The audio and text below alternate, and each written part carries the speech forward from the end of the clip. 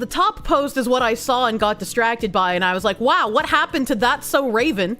And I read the, like, line thing, and then I scrolled down, and it said how it started. So I guess we should watch the how it started first, because I don't know how it started.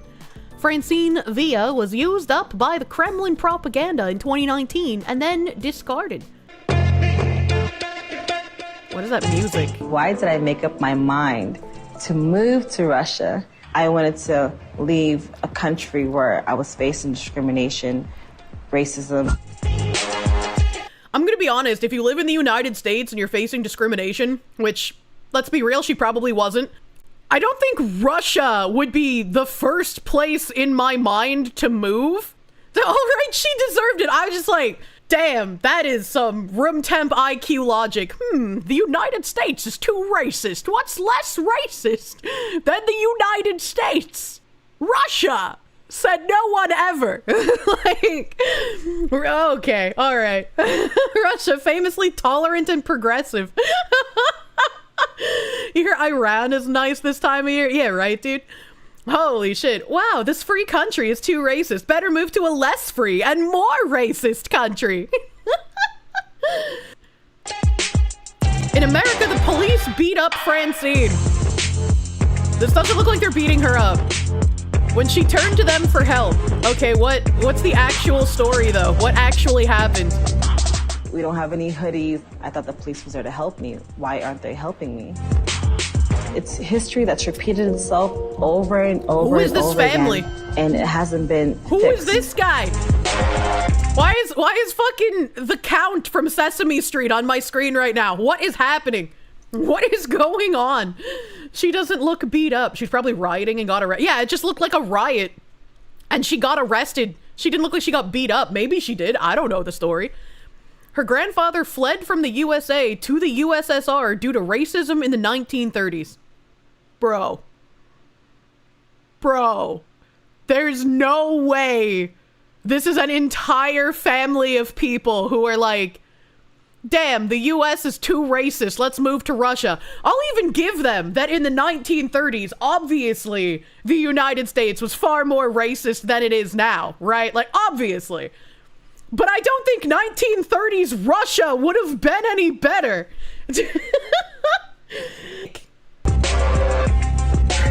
Holy shit. He graduated university as an agriculturist. There's no career moves, there's no jobs, and there's so much discrimination. I don't know, I feel like being able to farm and do agriculture is a pretty valuable trait, especially in the 1930s, yeah, you know?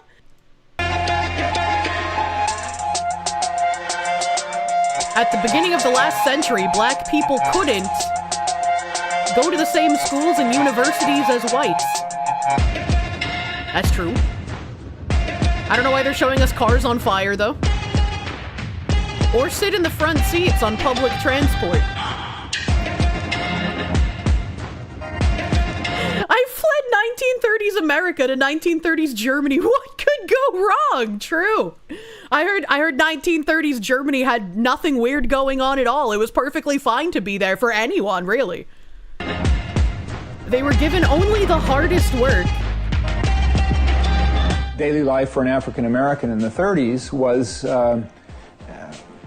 frustrating. There would be parts of town that you would not be able to go to, or you would only be allowed to go to certain stores. There would be separate toilets, for example, for whites. There would be separate water fountains for black, and they would usually this guy's a be professor lower of history, quality. right? Like, that makes sense.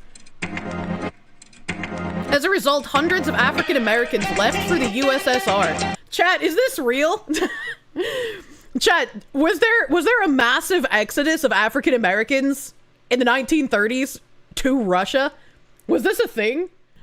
How America's ideological refugees have found sanctuary in Russia across nearly a century, first fleeing conservatism, now fleeing progressivism. This was written 6 fucking days ago, by the way. In the summer of 2024, the Hare family from Canada made headlines when Russia granted them temporary refugee status. Their story seemed almost surreal. North Americans fleeing to Putin's Russia, citing persecution for their conservative Christian values. But this narrative of Americans seeking sanctuary in Russia isn't new. It's simply the latest chapter in a nearly century-long pattern of ideological migration between the two nations. What makes this moment so fascinating isn't just that Americans are moving to Russia, but that they're doing so for precisely the opposite reasons their predecessors did in the 1930s and 1940s. Where once African-American workers and leftist intellectuals fled to the Soviet Union, seeking progressive ideals, today's migrants are evangelical families and conservative traditionalists fleeing what they perceive as America's progressive overreach. Man, reality's fucking strange. This is just wild to me. I just like how... I mean, I guess at least they were admitting that progressive ideals does indeed mean communism.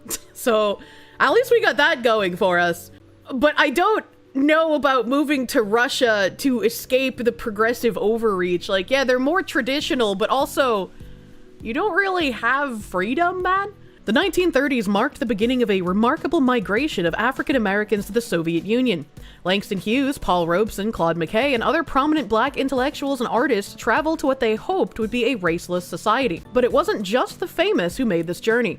Ordinary workers like Robert Robinson, a skilled engineer and the only person of color among Ford's recruits when the company sold assembly lines to the USSR, represented hundreds of African Americans who saw the Soviet Union as an escape from Jim Crow America. Okay, I have a question. If they were escaping Jim Crow, why Russia and not whatever country they were sold from originally? Like, no racist intent whatsoever, but my brain would be like, I want to go back to where I'm from, right? Well, I don't know. The appeal was obvious. While America enforced racial segregation and economic inequality, the Soviet Union marketed itself as a workers' paradise, free from capitalist exploitation and racial prejudice. For black Americans facing lynching, disenfranchisement, and systemic exclusion from economic opportunity, Stalin's Russia offered something their own country denied them: the promise of dignity and equality. The Communist Party, USA, actively recruited African Americans, promoting the Soviet Union as a beacon of racial progress. Soviet propaganda featured black Americans prominently, showcasing them as proof of socialism's superiority over capitalist racism. The message was clear. America had failed its black citizens, but the Soviet Union welcomed them with open arms. The cruel irony, of course, was that many of those migrants discovered that Soviet reality rarely matched Soviet promise. Wow. I'm so shocked. The raceless society they sought often proved to be another form of inequality, but with different but equally oppressive systems of control. Some, like Robert Robinson, found themselves trapped for decades, unable to leave even when they wanted to return home. Yet their migration represented something profound about American society: the persistent gap between American ideals and American reality. These were Americans who believed so deeply in the principles of equality and justice that they were willing to abandon their homeland when it failed to live up to those principles. Blood and soil, though. You don't abandon, you fucking fix it. I mean, I agree with that, but much like when I look at like the situation in South Africa and I think about how crushing it must feel to be put in that position, I can't blame the people who are like, yeah, I'm going to take refugee status where it's offered. When I think about how horrible the 1930s probably was for an African American living in the United States, I can kind of understand how they could be brainwashed by communist propaganda, right? I can kind of understand where they're just like, well, this country and the people in it have treated me like shit my entire life, so I don't really have anything attaching me here, right? Like, I can get it. I can understand the fucking state of mind that could have led to this happening. The Hare family story exemplifies this new wave. They claim persecution for their conservative Christian beliefs, citing concerns about LGBTQ+ rights, vaccination mandates, and progressive education policies. Where their 1930s predecessors fled American conservatism for Soviet progressivism, today's migrants flee American progressivism for Russian conservatism. This reversal reveals Putin's geopolitical genius, does it? Where Stalin marketed the Soviet Union as progressive and egalitarian, Putin markets Russia as traditional and spiritually pure. Both leaders understood that America's internal tensions create opportunities for rival powers to position themselves as havens for disaffected Americans. I'm not saying I trust the Russian government, But it would be incredibly hilarious if at some point in the future, Russia actually became a beacon of freedom as the United States fell to Marxism. That would just be both sad and kind of funny. What remains constant across both waves is the underlying American paradox, the country's inability to reconcile its competing visions of itself. The 1930s, migrants fled an America that failed to live up to its egalitarian promises. Today's migrants flee an America they believe has abandoned its traditional foundations. I mean, both groups represent Americans who become so disillusioned with their country's direction that they're willing to project their ideals onto foreign lands rather than work to realize them at home. That's a great criticism I wasn't expecting to see in this article. Because, like, while I can understand why some groups would feel better leaving their homeland, I am always for the blood and soil kind of thing, you know? Where it's like, this is where you were born, this is the country you have, like, been a part of all of your life. Why leave that country instead of working to make it better, right? This pattern suggests something deeper about American political culture, its tendency toward extremes, and its difficulty finding middle ground, and its citizens' willingness to seek elsewhere what they cannot find domestically. The destinations may have swapped political poles, but the underlying dynamic remains the same. Americans fleeing to Russia when they perceive their homeland as fundamentally at odds with their values. Why always Russia, though? Right, isn't Russia also like the big bad scapegoat for nearly everything? Like, how many years did we hear about, like, Russian propaganda in current year?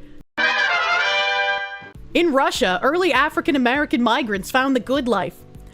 Reporting from Moscow, that's not biased at all. Growing up in the Soviet Union, Amelia Tynes Mensa did the same things other children did. She read the classics of literary master Alexander Pushkin, listened to the symphonies of Peter Tchaikovsky, and heard the propaganda that life here was better than anywhere else. But in her home, there was American jazz, Thanksgiving celebrations, and stories of the struggles facing blacks in the United States. An impoverished version of soul food sometimes replaced borscht. That's because her father, George Tynes, was an African-American agronomist from Virginia who moved to Russia in the 1930s. Tynes was among hundreds of blacks who traveled to the Soviet Union in the 2 decades after the 1917 Russian Revolution. Some were hardcore commies, others were curious adventurers. I feel like if you're a curious adventurer to communist Russia, that's like the curious adventurers. Fuck you, California!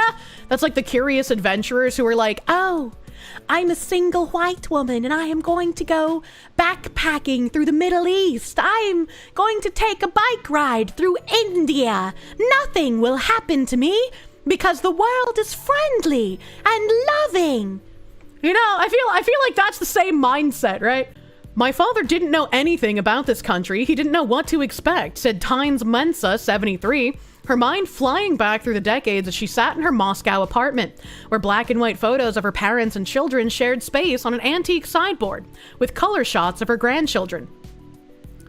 Everybody who had come to the Soviet Union from America, my father would tell them, "Please don't forget to bring me some records," Tynes Mensa said. He loved Ella Fitzgerald, Duke Ellington, Paul Robeson, but he also loved classical music and opera and ballet. Most of the African Americans who came to Russia were seeking a better life, desperate to flee the social inequality and Depression-era hardships that racked America at the time, said Allison Blakely, professor emeritus of history at Boston University, who has written a book on the African American immigrants. They were just looking for a society where they could escape color prejudice and racism, Blakely said. Well, again, I could understand the mindset of wanting to escape that. Russia was definitely propagandizing these people. Today, fewer than 50 descendants of those African Americans are believed to still live in Russia. That's really not many. So does that mean that the African Americans who left the US to go to Russia either eventually returned to the US after they realized, holy shit, we were lied to, or they just didn't have children?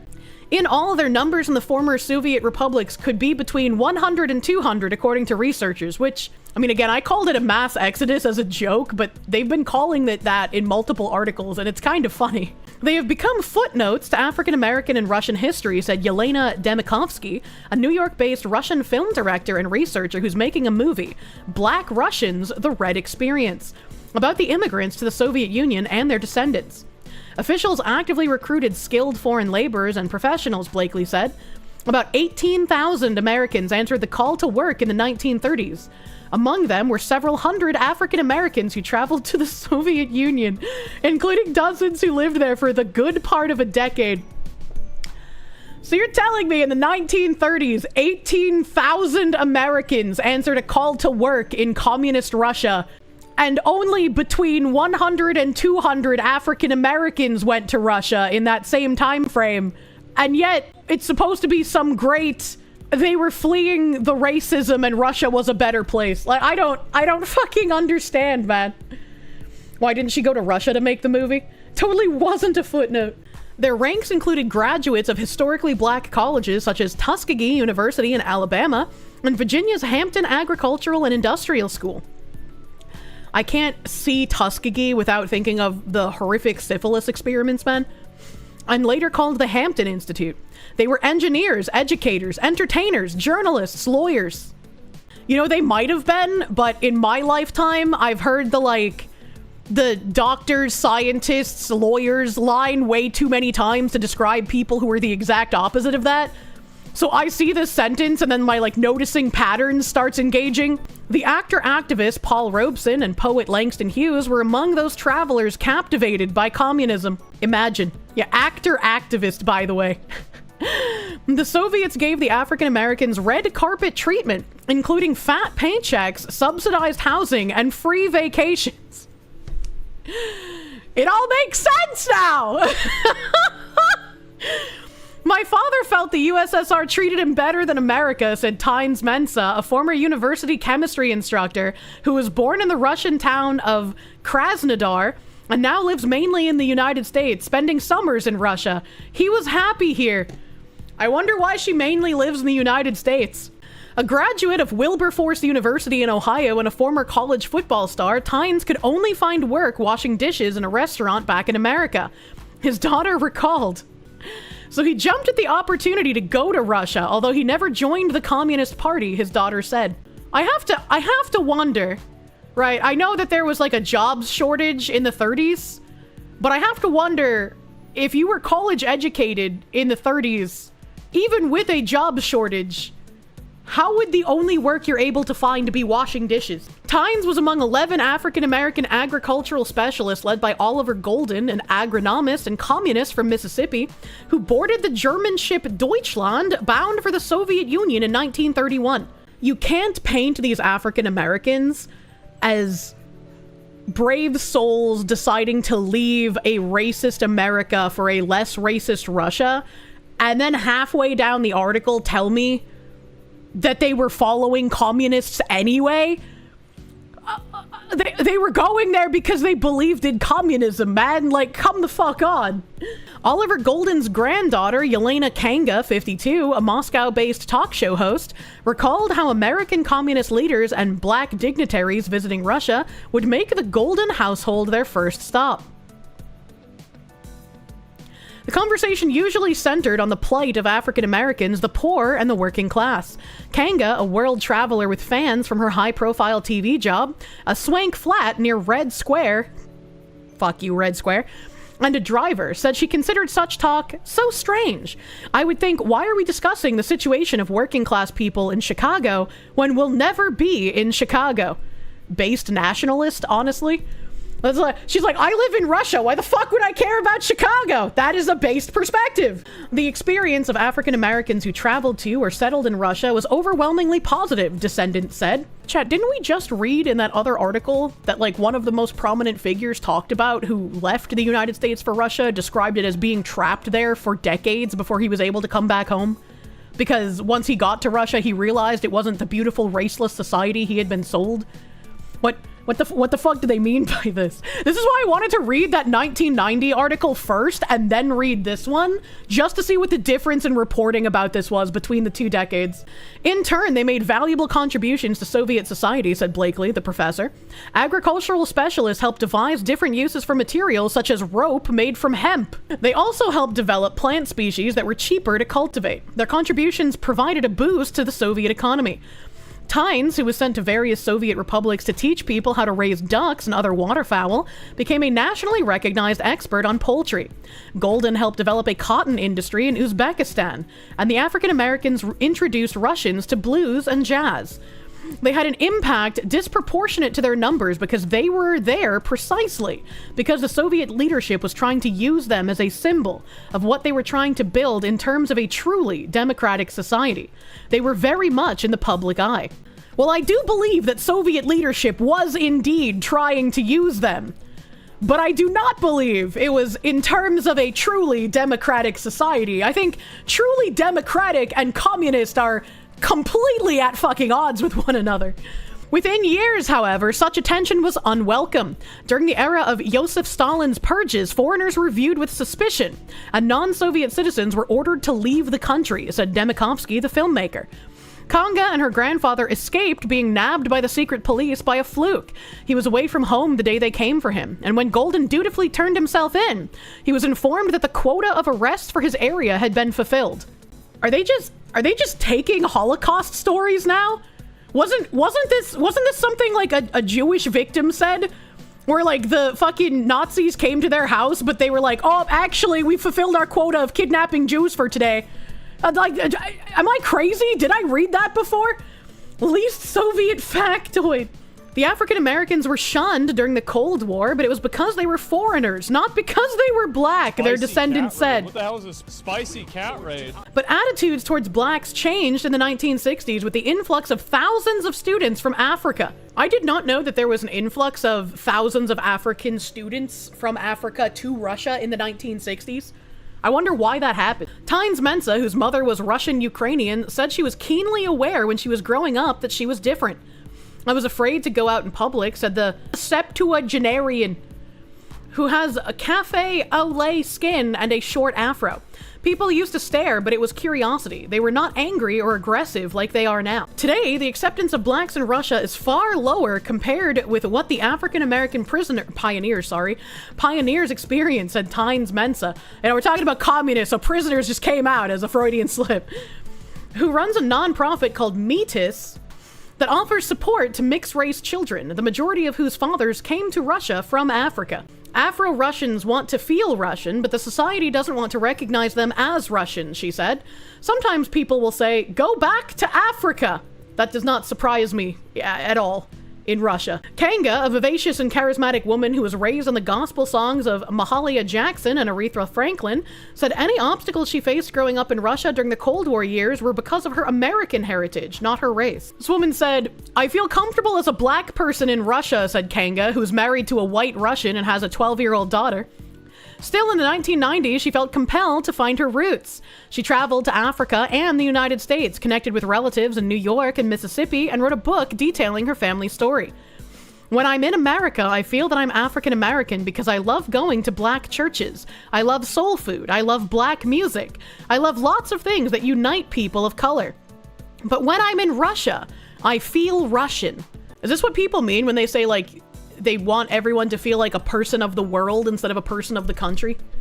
So she's racist? I feel like it's very interesting that she's just like, yeah, people were racist to me because I was an American, not because I was black, but now people are racist to me because I'm black and not because I'm an American. I don't know. That seems a little weird. Black woman, racist, white husband. She checks all the boxes. Never ask a racist the race of their spouse, honestly. This was in 1990 by Andrew Fagelman. All the elements were there: pathos, courage, despair for the perfect movie. Scriptwriters for Reds and Glory easily could have collaborated on the screenplay. It is a long overlooked story of young black Americans, men of science, graduates of the Tuskegee Institute, or Wilberforce University. One was a star halfback, another the son of an army colonel. Well, being the son of an army colonel doesn't grant you anything. Like, that's all of your dad's achievements. What the fuck does that mean? Son of an army colonel could literally be a criminal. Like, what the fuck does that mean? Their world was full of prejudice and devoid of opportunity. So while scores of Eastern Europeans were lining up for a chance to emigrate to the United States in the early 1930s, these men and their families made a reverse commute. They signed contracts with the Soviet government to consul farmers. After a few years, about half returned to the United States. The other half stayed in the USSR, becoming teachers, advisors, or researchers. And if the history of American socialism has been relegated to the back pages of textbooks, the story of these blacks and their offspring hasn't even merited a footnote. Well, American socialism wasn't relegated to the back pages of textbooks because American socialism was still in full swing in the 90s. It's just ramped up fucking exponentially in the 2000s. But Yelena Kanga, the Soviet... Oh, it's about the same woman! This'll be fun. Yelena Kanga, the Soviet granddaughter of two of those American immigrants, knows the story well. Growing up, she heard it often from her mother, Lily Golden, a Soviet celebrity with an American name. In her Moscow apartment, Golden, a one-time tennis star and now a cultural anthropologist, still keeps under a table the massive trunk into which her father, Oliver Golden, had stuffed his belongings for the long trip 60 years ago. Kanga had heard it too from her grandmother, Bertha Golden, nee Bialek, the daughter of a wealthy New York landlord who left her family decades before, never to return. Kanga recalls that when she was little, she and her grandmother, who died several years ago, would walk together through the streets of Moscow, the white American-born woman clutching the hand of the black Soviet-born child, speaking to her in English and getting responses in Russian. People were turning and saying, "What's wrong with that couple?" recalled Kanga, in excellent English flavored with a Russian accent. She never knew her grandfather, who died in 1940, and she barely knew her father, who became vice president of the island of Zanzibar in 1964, only to be killed in a coup 3 years later! Imagine everyone hates commies, man! That's crazy! That is crazy! Zanzibar, every fucking time! Commies cannot escape the allegations, as is Soviet tradition. On a recent trip to the United States to raise money for rebuilding the fire-damaged offices of the Moscow News, an independent weekly published in several languages where she works as a journalist, Kanga talked to movie producers about turning the story of her grandparents into a film. But first, there is the matter of the book she pledges to write. After all, this story is a natural. The land of opportunity. In 1931, the United States was entering the Depression. Hitler was in control of his party, but not yet of his country. Joseph Stalin had consolidated his power and had been in effective control of the USSR for 2 years. His Great Purge was 5 years away, but he had begun killing and deporting hundreds of thousands of peasants, those posing the greatest challenge to his regime. His policy of collectivization, taking privately held plots of land and placing them under the control of the Communist Party, was well underway. Like most of the world, Oliver Golden knew nothing of this brutal underside. Against the backdrop of his native country, where lynchings were common, where the 9 black Scottsboro boys were under indictment on charges of raping 2 white girls, Golden saw only possibilities in the Soviet Union, according to his granddaughter. I don't know anything about the Scottsboro 9, but I do know about the Central Park 5, who all admitted to doing it, and yet somehow people still claim they're innocent to this day. I just, I don't know about the Scottsboro one. I would have gotten away with it too if it weren't for those darn peasants. He had been born in 1892 in Clarksdale, Mississippi, a rural town about 70 miles south of Memphis, the son of a slave. Like his father, he had picked cotton, but ultimately had to flee from the violence of the Ku Klux Klan. He had enrolled in Alabama's Tuskegee Institute studying agronomy, but after he left school, he could only find work as a porter. The job led him to membership in the Pullman Porters Union and in the Communist Party. Oh-ho! Oh-ho! There it fucking is! Hold on. Oliver Golden's granddaughter, a Moscow-based talk show host, recalled how American communist leaders and black dignitaries visiting Russia would make the Golden household their first stop. And then they went on to say something about, like, how her father like followed the like American communist leaders to go to Russia. The job led him to membership in the Pullman Porters Union and in the Communist Party. He wasn't leaving the US due to prejudice. He was leaving the US because he was a fucking commie. Yeah, so Tues supposedly never joined the Communist Party. He just joined a group led by a guy who is an avowed communist who joined the Communist Party in the United States, leveraging the capitalist system to promote communism. Imagine my shock. He saw socialism as the only solution to the racism he confronted. Golden had made previous trips to the Soviet Union, the first in 1924. The Soviets had been taking particular pleasure in embracing the plight of American blacks and recruiting them to the USSR, using their condition to point out the evils of capitalism. Once again, of course they were doing this. This is exactly what DEI and all of that like affirmative action nonsense is in the US. Trying to tell people that they are like an eternal victim, that the only way they can escape being an eternal victim is to perpetuate the racism upon the people who are the oppressors in their mind. It's never actually going to achieve anything but increasing desires of resentment. It's not going to achieve any kind of equality. It's not under the evils of capitalism. And the Soviets had been using feminists as useful idiots to drive a wedge between men and women for years at this point. So them using a racial caveat to do it makes complete fucking sense. The story of the Scottsboro case, in fact, became almost as widely circulated in the Soviet Union as it was in the United States. But it was through AMTORG, the Soviet-American trade organization, that Golden made his way permanently to the Soviet Union. He signed a contract for 3 years to provide advice for a struggling agricultural system and recruited others to accompany him. I think you guys said that page 2 wasn't archived, unfortunately. Yeah. We only get 1 page, but that was still elucidating based on information we had already read from the other articles. This was a fascinating tangent dive off of the original thing I brought up like an hour ago. Able to go to, or you would only be allowed to go to certain stores. There would be separate toilets, for example, for whites. There would be separate water fountains for black. And they would usually be lower quality. As a result, hundreds of African Americans left for the USSR. It's definitely fair to say that the Soviet Union was a prominent leader in anti-racism at the government level. How dumb do you have to be to genuinely believe that? Like, this guy's probably also a commie. Holy shit. Many of their descendants now live in Russia and consider it their home. That almost looks like an iron cross on her belt buckle. I feel free in living in Russia because in Russia, no matter what time it is, I can walk outside and I'm safe. But would you like to tell the class why that is? How can we solve the problem of racism? Is this a Black Lives Matter riot? Because that's not racism. RT documentary! Oh, it just fucking keeps getting better. Holy shit. But that was the beginning, how it started. Francine Villa was used up by the Kremlin propaganda in 2019 and then discarded.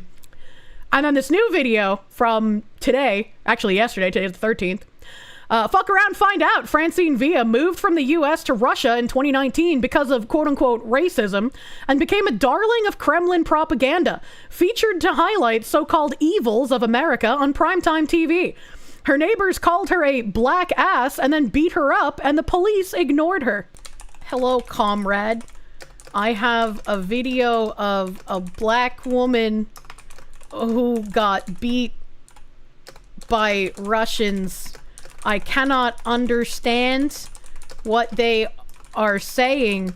Can you watch the video with me and translate so we can know if the beating was in self-defense or not. That's a good way to put it.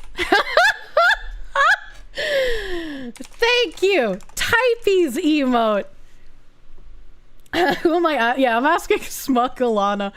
She's like the only person that comes to mind that I know can understand Russian. What the fuck happened? Hold on. Kirsche's asking you something. Hello, comrade. I have a video of a black woman who got beat by Russians. I can understand what they're saying. Can you watch the video with me and translate so we can know if the beating was in self-defense or not? Thank you. Oh shit! Okay, I'm down. We'll do a quick little translation. In Russia, there's no racism. Here, they'll beat you up regardless. Why did I unmute that part? I unmuted that part. Oh my fucking god, dude. Yo, queen. Yo, we're learning about racism in Russia. I mean, there's racism everywhere. What's new? Well, this whole saga started because apparently there was a mass exodus of black people in the United States in the 1930s because they were trying to escape racism. Spoiler alert, it was actually because they were communists and it was only like 100 to 200 of them. But in 2019, the Kremlin also put out a video of this woman in the video that I sent you, where she was just like, living in Russia is amazing. Nobody discriminates me because I'm black like they do in the United States. And now, apparently in this video, she got, like, beat up by her neighbors for some reason. Oh my god, that's terrible! Yeah, so I was wondering what they were saying, because the entire video is in Russian, and, like, obviously I don't understand that. Yeah. Sure, I can try and help. Chat can also help. I have Russians in chat. Yeah. You can't hear her?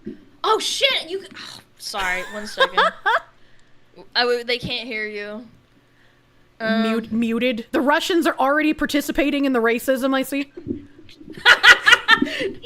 you re-explain that again to my chat just really quickly? I apologize. No, that's just fine. So So we've been on a like deep dive tangent for the past few hours, learning about how in the 1930s black people were mass exodus, as the articles say, leaving the United States for Russia because Russia was the promised land of racelessness and progressivism. And as it turns out, as the articles claimed, they were trying to escape racism in the US, which did exist in the 30s, obviously. But it turns out that every single one of them happened to just be part of the Communist Party. Wow, who could have seen that coming? And it was only about 100 to 200 people in the 1930s that went to Russia. About half of them came back to the United States. Some of them claimed that, like, I was trapped here for decades. It wasn't the utopia I thought it would be. Wow, what a shocker. And then in 2019, the Kremlin put out a propaganda video using this lady in the video that I sent you, where she said that Russia is, you know, a raceless paradise, whatever. She's not discriminated against because she's black. It's great. She feels free and safe there. And now, in current year, there's this video of her talking about how her neighbors apparently beat her up because she's black. I can't understand the video because it's all in Russian, so, you know, I was like, let's ask someone who knows Russian.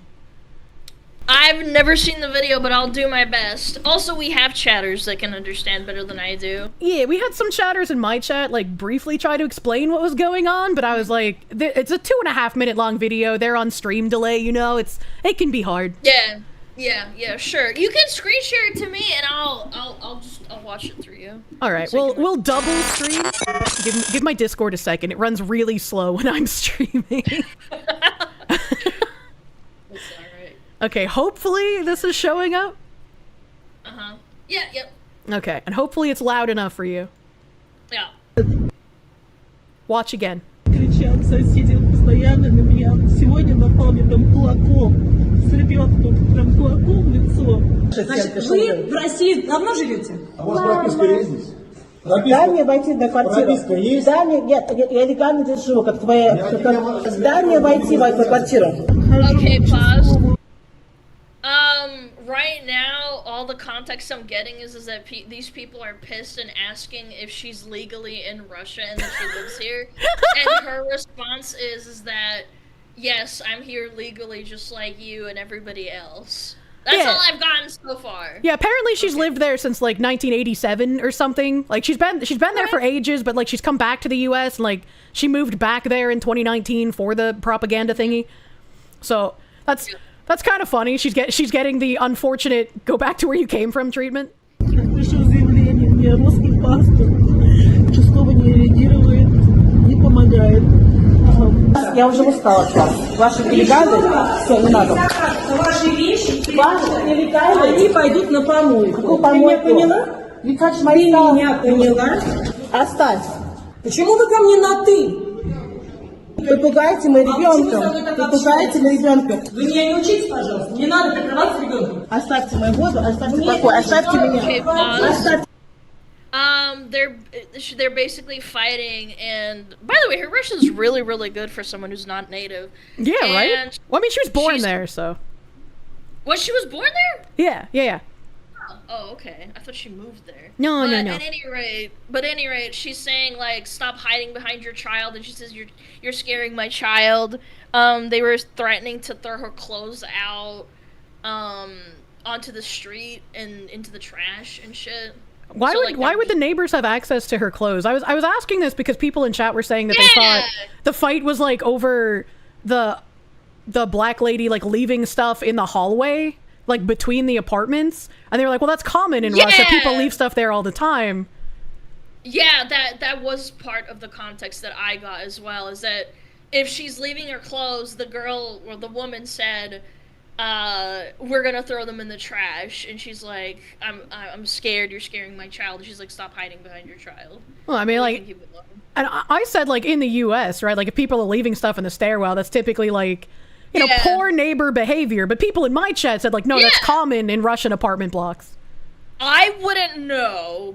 When I visited my aunt, and we lived in, well, I stayed at their, you know, apartment style block, I never saw shit out there apart from, like, shoes and maybe, like, I don't know, like, a bucket or something. I don't know. It's hard to say. It might be, like, something that I just don't know. They could just be, like, really angry for some reason. They're just taking it out on the first person they saw. True. Okay, we can keep going. Я замучилась ваших клиентов, не трогай, меня ребенок в руках. Я пытаюсь выйти, напали на меня жена и муж. Это взрослый, большой мужчина и большая женщина. Прям напал меня, я тебя уничтожу, черно-желтая. Прям мне слова говорят плохие. Я последний раз отсюда. She's basically crying and saying that grown people attacked her and called her a black ass. Like, I'm translating word for word. Yeah. Which is a derogatory term used for black people. Unfortunate. But also, isn't she a grown adult? Why would she call them, like, grown people? I don't know. They're just I don't know. I guess it's like, oh, they're acting like children, that kind of thing. I guess that makes sense. Yeah, I mean, like, so far, I'm sympathizing with the situation, because it's like, she seems to be baselessly attacked by these people. Yeah, absolutely, okay. Это стоит на моей стенке, снимай дальше. Я не могу выйти и входить в свою квартиру. Напугает моего ребенка. Кого? Он пуганный, плачет, бедняжечка, да, зайка? Ты плачешь, да? Плачешь, зайка? Okay, pause. That bottle that you just saw was apparently right in front of her door, and if you can rewind a little bit, you can see that their doors are kind of paralleling each other. Or not paralleling, but like they're right next to each other, and she's pissed at her for leaving it there in the way, I'm assuming. Yeah, I mean, they have like that green door between what I'm guessing is their apartments, so it's like they each have their own little like landing thingy. It's like, if I understand correctly, it's like a door for the two people or the people living in that section. Yeah. And then everybody has their own door, so this common landing, as you called it, is that space that they share, right? So, like, and then that was heavy, too. Like, you saw it. It was like a big water bottle thing. A big heavy bottle. But still, I don't understand why they beat her up or like what's going on. Like, yeah. I mean, I watched the video through once, and like I don't know when she got beat up. Obviously, after she stopped recording, but. It's kind of like she's asking for help. She might go live. Help with her kid and stuff. Help with her kid. Saying, she wants to go live and have people help her and stuff. Oh. That's what she's saying. Well, that makes sense. Because I don't know if she said it yet, but like the posts that had been translated into English were saying that like she was asking for help from the police and they wouldn't do anything about it.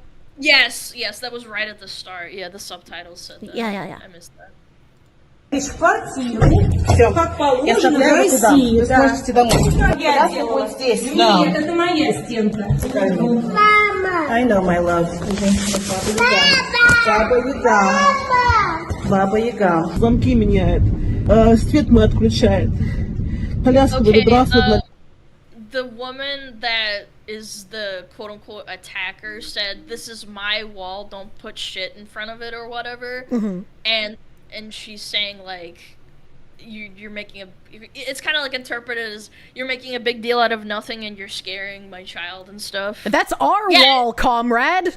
Yeah. I mean, like, again, if someone's putting their huge fucking bottle next to my door, I guess I'd be pissed too. I wouldn't lash out at them violently, but like I'd be annoyed for sure. I mean, I guess it depends on if like this is a pattern, right? Like how many times has that bottle been put there, you know? Yeah, I've had it happen before. I had a neighbor that we had like a common, you know, like corridor, right? Like in between us, and they left their trash out and it stank up the entire corridor. And I'm just sitting here like, bro, like I wouldn't beat them up obviously over it or call them slurs, but I'd be pissed as fuck. Yeah, at my apartment, like I'm not there right now, but at my apartment building, there's a cursed apartment across from me that no matter what family moves into it, they're always like dirty and disgusting and degenerate. Yeah. And like it went from the first family that lived in there would just like leave their trash all over the landing. Like their children would run around in nothing but diapers outside on the landing and like in the grass. Yeah, that's disgusting. And they would put like the dirty diapers in the bushes outside of the apartment building. Like it was, like it was nasty. And there have been 2 different families that have had that same apartment door battering rammed down by the police while I'm live. Just open up. Yeah. The first time it happened, I was playing Among the Sleep, and like there's a clip of it where you can hear like these loud bangs, and I'm just like, I'll be right back. And they battering rammed down the door to arrest some guy who had been selling like firearms out of his apartment and had copious amounts of marijuana. And after they got through the door, he jumped off the balcony to try and run away from them, but there were like multiple other cop cars there waiting to catch him. Oh my fucking god. Yeah, it was so, you know, I have a very poor opinion of people who leave stuff out on the landing from personal experience. I do too, but personally, I wouldn't fucking beat them up unless they attacked me first. Well, yeah, I mean, I'm not a violent person. I just call the cops, basically. Exactly. Rightful citizen. Like, if you start coming into my apartment, you know, then I'm going to defend myself. Bang, bang! Bang, bang! Exactly. Лестница. Это наш дверь. Моя дверь. Is their door? So, like, what is he doing with, like, the electric box? That's what it is, right? He's locking the door, the common door. Люди, вы знаете, что они делают? Это же дверь, которая идет в их квартиру, нет? Sorry, I'm just asking like chatters that might be listening. That's a shared door, so he's locking her out, I believe. That's a little fucking weird. Yeah, that's really fucked up. Like, you can't do that. That's horrible. She speaks in tongues. Слажили! Sorry. Вырубает электричество. Oh, he's turning off the electricity so she can't open the door. Because when you press the button on the door, it, like, opens, right? And you need electricity. And he's just cutting it off because he's just breaking it, essentially. Oh, I feel like that's a not neighborly thing to do. Like, what if the way to get out of the building is only, like, the way that's through this door? Exactly. So, yeah, that's pretty fucked up. Сколько это можно? Теперь мне прям страшно. That spooked me the first time he did that too, and I knew he was gonna do it, but like I still got spooked. It caught me, it scared me. I know, loud noises. Уже, я не могу там даже жить. Собственно, в квартире я не арендую, там прописано с 87-го года. Сколько ты можешь терпеть? Просто ужас, как милиция не помогает. She's saying that she's lived there since like 87, if I understand correctly, and that she can't handle living there anymore. Yeah. Wow, things changed fast from 2019, where she felt wonderful and safe there. Yeah, I don't know. It's so hard to see, like, it's so hard to understand through the context given, like, what actually happened. Like, yeah, I mean, so far it seems like escalating to violence was not warranted. No, not at all. Like, if this is real, like, I empathize. It's so sad, like, getting beat up over... Like, even if you misbehave, like, I had a horrible neighbor. They trapped their cat inside, like, oh no, and they didn't take care of the cat, and I eventually rescued the cat out of the I did that once apartment, too. Yeah, because people are fucking horrible. It doesn't, Yeah. like, it doesn't matter. People are fucking horrible, but I still wouldn't beat up the woman that lived there. Yeah, exactly. It's just it's kind of weird. I mean, I don't have, like, I wish we had more context on this, but it came out yesterday, so I'm sure we won't for a hot minute, if ever. But Yeah. I don't know. I feel like if any country is trying to posit itself as like, look at us, we are a post-racial society. There is no friction here, comrade. That should raise red flags instead of convincing you like, yes, that's completely correct and true. I believe it. Me personally, like, I've been there many times, and I think that the people there living there were not racist, but there also wasn't a lot of minorities. I'll say that. Not a lot of minorities in Russia. Man, I'm surprised. No, I'm surprised. No, I never, like, had, like, people talking openly and, like, saying, like, oh, you know, frick black people or something like that. Well, I mean, most people don't do that in public, right? You're not gonna, like, go out to the public square and, like, get some popcorn and look at a band playing in front of a pagoda and be like, yeah, I hate them, they insert minority here. Like, no, but I'm saying, like, even privately, like, people didn't talk about it because they didn't have the interaction with minorities, so I can't say for sure. I mean, that's fair. That's fair. I'm just thinking that, like, everyone harbors a little bit of racism, so anyone trying to be like, yeah, we don't have any bad things here, like, that raises flags, you know? Yes, absolutely. There's no bad things happening. Are we not counting Asians and Arabs as minorities? I'm saying this from my personal experience. This is anecdotal. Alana's only been to the pure white racial areas of Russia. No. What did she mean by this? I mean, maybe it was because I was a child and I didn't see race or anything like that. Like, I guess maybe I just didn't see it myself. Again, just personal interpretations here. She doesn't see race. That's so racist. Yeah, exactly.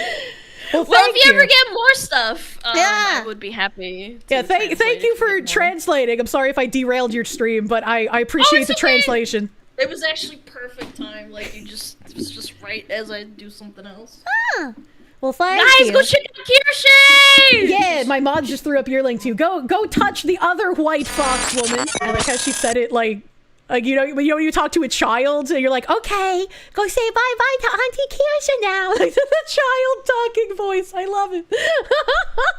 Auntie and niece energy.